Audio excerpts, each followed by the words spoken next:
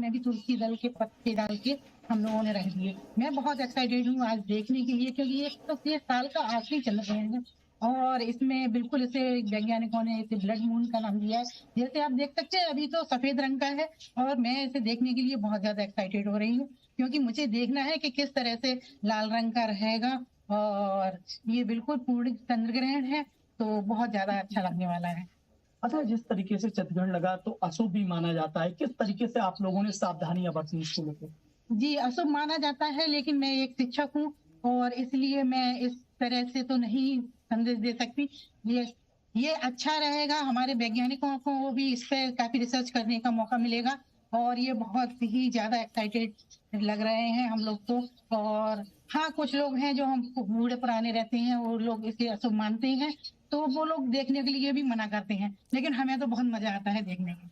बिल्कुल, कुल मिलाकर देखिए तो आप लोग में सर इसे गजब का संयोग कह सकते हैं। विज्ञान और आध्यात्म का संयोग यहाँ पर दिखाई दे रहा है। आचार्य सेवी, हमें बताइए, दोनों तरह की चीजें हम देख रहे हैं। जो लोग, जिन लोगों ने परहेज किया, जो आप लोग शो से पहले, अभी के शो से पहले जब हम चर्चा कर रहे थे तब की जो बातें कही उसे भी फॉलो कर रहे हैं, और लोग चंद्र ग्रहण को देखना भी चाहते हैं और देख भी रहे हैं। जी देखिए, मैं यही कहना चाहती हूँ कि खूबसूरती यही है कि देखिए, आप साइंस को भी उतना ही महत्व दे रहे हैं लेकिन शास्त्र को भी उतना ही महत्व दे रहे हैं।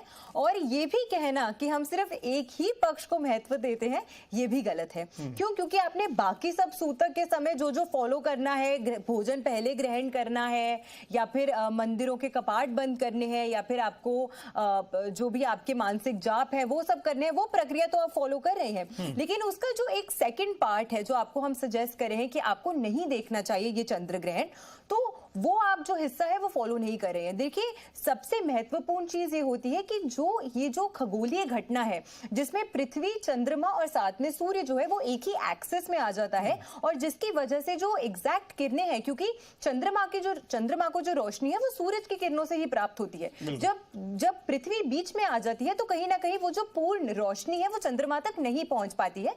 और क्योंकि जो येलो एंड ब्लू कलर की इंफ्रा रेजेस होती है उसकी वेवलेंथ उतनी ज्यादा नहीं होती है, और रेड की जो वेवलेंथ होती है कंपैरेटिवली वो ज्यादा होती है। इसी वजह से इस बारी का जो चंद्र ग्रहण है आपको वो रेड कलर का, यानी कि लाल रंग का आपको जो चंद्रमा है वो नजर आएगा।